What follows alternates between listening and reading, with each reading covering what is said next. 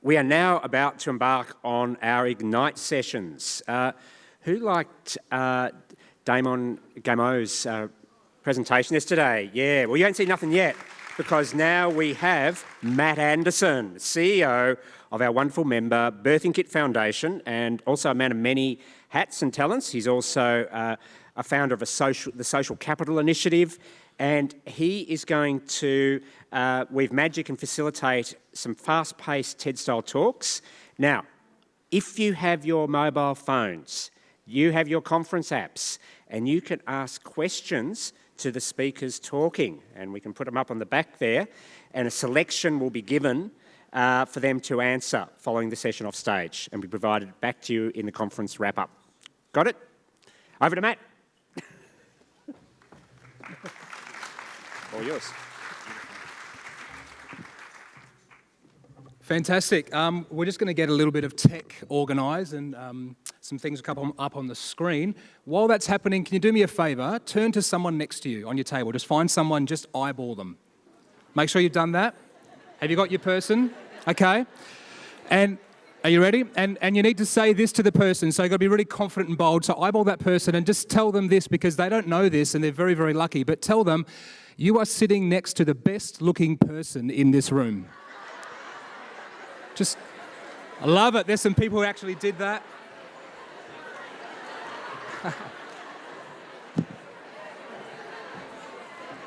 Great. Beautiful. I want to talk to you right now about this really important topic of impact entrepreneurship. And I want to tell you a little bit about the reason that I'm sharing some of these insights today, as well as working in BKFA, which I do part-time and I've just done recently. Been working for about 5 or 6 years in this whole innovation, commercialisation investment space. I have the fortune of co-founding an organisation called Social Capital. Social Capital started with about 6 people around a breakfast table talking about some things we could do differently. Today, we have a network of over 1,000 companies, and it's been quite amazing as people from the investment space and the technology space and the commercialization space, the research space, as well as the social and environmental impact spaces have come to work together with us. And I want to share a few insights from my work with them. Some of my colleagues are from Nesta in the United Kingdom, the Kaufman Foundation from the US, the Mars Discovery District from Canada, Sandbox, an amazing innovation agency from Asia, Business Models Inc. from Amsterdam and San Francisco. And so I really want to share some of the work that we've seen and some of the things that we've seen that can have direct relevance to all the work that we do in impact around the world. I'm going to intentionally talk more from the perspective of my colleagues and friends outside of charity land. I'm just going to speak a little bit about the insights that they brought me and that their work together with me has seen. And I want us to reflect on that. A little bit later, we're going to hear from some of our other speakers as they dive into how they have applied this in their world. And so I want to share some insights with you. But the first thing I want to say is the world is changing, and we know that. We just know that. That's not a debate in this room. We've heard a lot about this, the VUCA world. Our world is volatile, uncertain, complicated, complex, and ambiguous, but the pace of change has just ramped up. And we've heard that from our colleagues and friends right across the world, in particular from the Pacific perspective over the last day or so. But one of the things that change for us in organizations can be a mixed bag, okay? Sometimes change can be thrilling. Sometimes change can be not so thrilling. And it depends on how we're experiencing that and the attitude that we bring to it today. And so I want to talk about 3 insights, some implications to those insights, and then some action steps that we in this room can consider taking. The first insight is this, that there is a demand driver. There is something driving our work and the work of technology, innovation, and entrepreneurship outside of charity world right now. Societies around the world, especially individual consumers and government societies around the world, are demanding a choice of solutions that they can actually apply into their lives, their community, and their society. They're demanding a choice that's aligned to the things that matter socially and environmentally to them. Deloitte recognises this. Deloitte globally just did a survey last year of over 11,000 organisations across the planet, and 11,000 a blend of commercial and non-commercial, impact and profit-making machines. And what they discovered was that the vast majority of organisations and companies around the world expect that if they are not a social enterprise, businesses and organisations with a blend of commercial impetus and social solution, unless they are both, that they will struggle to exist in the new world in 5 years' time. That was what Deloitte said to us. PwC and the World Economic Forum said that CEOs demand around the world of companies for consumers and societies to demand a social or environmental product or service they expect is going to increase by 300% in the next 2 years. And so this isn't something that's coming or happening. It's a shift and a change that has happened right now. And in investment, in money flow and in deal flow, we recognise this around the world. JP Morgan, one of the great finance companies around the world, has actually estimated that the impact economy space of investment money, so not grants, not donations, but investment money globally, and this speaks to the relevance of impact investing and other forms of venture capital into the purpose space. They actually believe that within the next 10 years, it'll reach an annual cap of $10 trillion. $10 trillion. This change isn't just coming, it has hit us already. There are investors around the world, investment firms, you may not know this, but now they're aligning their entire investment portfolio to the SDGs.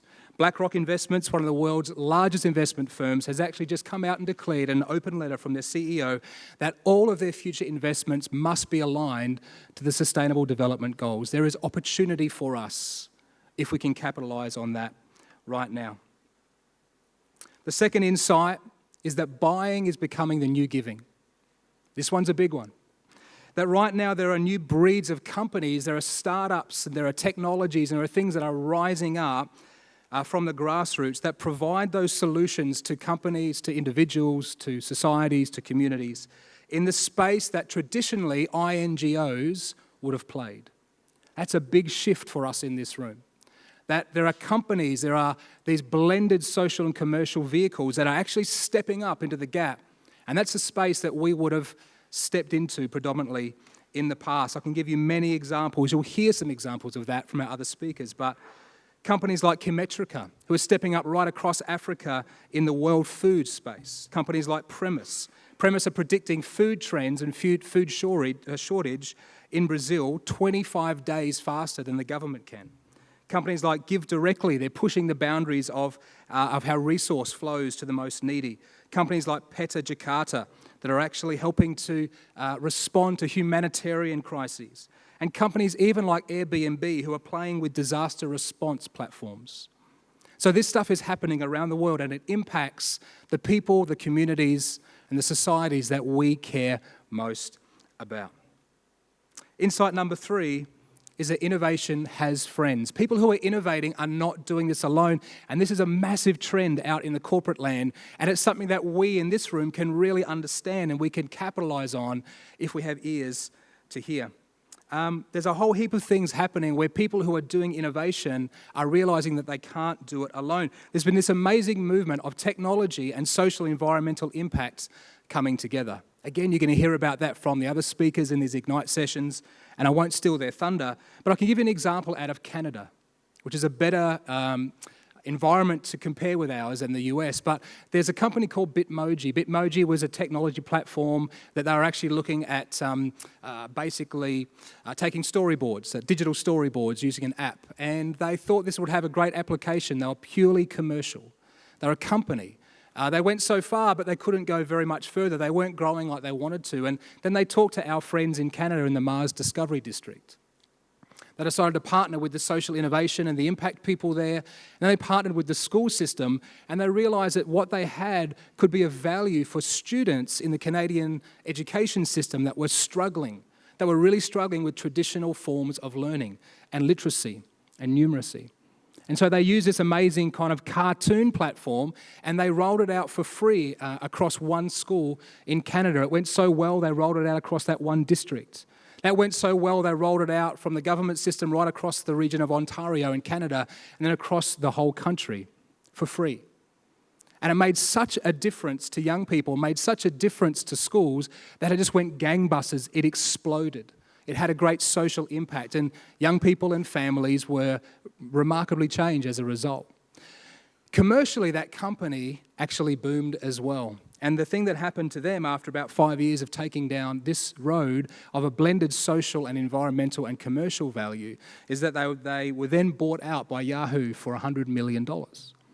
They realise that there's something in that partnership between technology and social when it's real, when it's authentic, when it's not just heart-washing something as well. There is something happening in this area. A second thing happening in innovation done in partnership is that corporates and startups are realising that they are different. This has an implication for those of us in the room that are in mid-size or larger NGOs because many of us have tried to actually do innovation. But what we have to realise is that a corporation or organisation is different, fundamentally different to a startup. An organisation, an established corporation, is there to execute their model and execute their plan. Whereas a startup is there to search and explore and adapt and quickly throw out ideas and find the plan that they're going to follow. This has implications for us because corporates are now outsourcing their R&D. They're actually looking for nimble, agile, small, adaptable groups that can do stuff with them. And so we as larger NGOs can actually adapt and find new partnerships. And those of us who are smaller can maybe unlock our innovation and through our programs and our structure as well. This all has a lot of implications for us, and I want to talk quickly about those implications.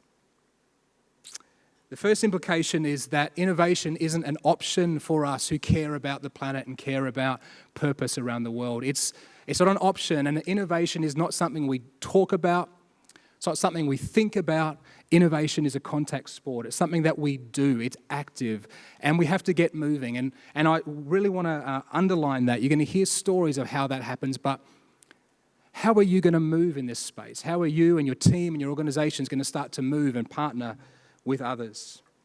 The second implication is that breakthroughs and inspiration are likely to come outside of our industry as much as inside of it. I won't go too long into this story, but emergency surgery in the US was in crisis. And hospitals were trying to find a new model of how to do emergency surgery quicker and faster because they were losing too many people on that surgery table. Cutting a very long story short, they looked at all the hospitals, couldn't find the breakthrough models. They looked at all the social sector, couldn't find the breakthrough models. Finally, they partnered with IDEO in America, and they looked outside their sector. And you know where they found their breakthrough model? Formula One racing pit crews. People for whom a tenth of a second matters. And they actually had pit crews come in, and they worked together. And again, long story short, for the sake of time, but it totally transformed the way they did surgery, and those tenths of seconds and those handful of seconds started to matter in the realm of life and death on the surgery floor. Another implication is this: we actually need to try many new things, and we need to start moving quickly. The world can't wait for us to have another conference, another roundtable, another focus group or session. We need to start to move quickly and learn that rhythm and learn that skill. And another implication is this: it's actually going to take new skill sets, new tool sets, most importantly, new mindsets for us to start to act this and explore this in the real world. We need to find help. We need to find partners outside of our sectors, agencies, trusted people aligned to our values who can help us not just think outside of the square, but act and move outside of the square. Famous comedian George Burns, I think he was 80 or 90 years old before he passed, he had a really great quote around what makes a really good talk, a really good speech. He said you need to have a pretty good beginning, you need to have a pretty good ending, and you need to make sure that those two things are as close together as possible. I'm going to attempt to follow that quote in the next 2 or 3 minutes right now. There are some implications for us from those insights. There are also some challenges for us in the room that I want to unpack right now. Challenge number one is the culture challenge. It's not easy to change the ways of thinking and acting inside of our businesses, our organisations. It's very, very hard, and we shouldn't underestimate that. Often, the people in our organisations have been recruited with a particular mindset and skill set and way of working. The people on our boards have been recruited with that as well. And that's hard to overcome. And so there is a genuine culture challenge that we must think in new ways about how we're going to understand and how we're going to work with. Because just expecting us to all of a sudden do new things to show up to these demands around the world in the same culture is magic thinking, and it's not going to work. The capital challenge. We need to resource the now while we also pursue the new. And this is hard. This is not easy.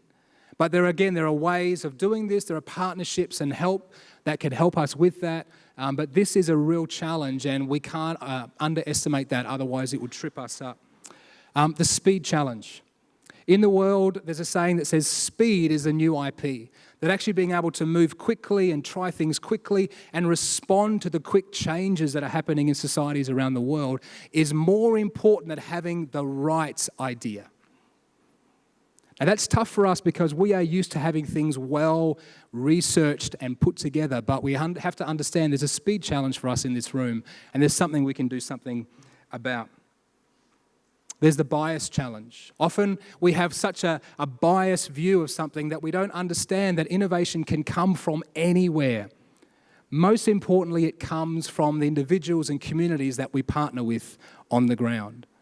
How are we going at actually learning and doing innovation with, not just doing innovation for, the communities and individuals that we care about?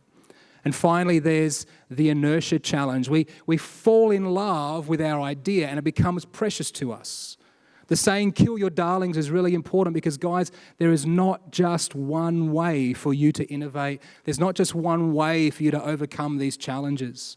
And that when we fall in love with that first idea or what we think is our best idea, often we lose our relevance and we lose our ability to move and to act. There's some practical action steps that we can take, and I'm going to really quickly go through these. Fundamentally, it's about understanding and innovating our business models. Our business model is not just our money model. It's how we understand, how do we as a business and organisation, how do we create value? How do we deliver that value to the people that need it? And how do we actually receive or exchange value back in return? And there's 9 building blocks, there's lots of layers to our business model, but just thinking about doing something without understanding our business models is fraught with danger. Fundamentally, we can innovate our business models, and there are a few layers I want to touch on. First is in the partnerships layer.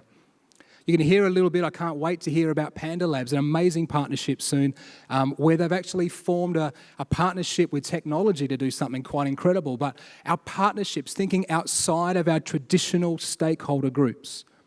Joint ventures is something that all of us can consider as organisations in this room, but we can actually do more together than what we could ever do alone. I want to really challenge us about our partnership layer. Our product layer is really, really important. Again, learning that we can innovate what we do, our products and services. We can reimagine what we do. We have skills and capacities in the back end of what we do that actually matter, that can really do something quite different. We have to understand, though, that this is a process. There's a dynamic movement to this. This is the innovation loop, something I've used a lot in my work. I had the privilege of being the social entrepreneur in residence to the global organisation Business Models, Inc. And this innovation loop really talks about that we need to diversify our thinking, push outside the square, try new things, test new things, measure and learn what we're doing, adapt, deploy, and then go back and rethink and relook, and keep this as a fast and dynamic movement that we need to actually follow.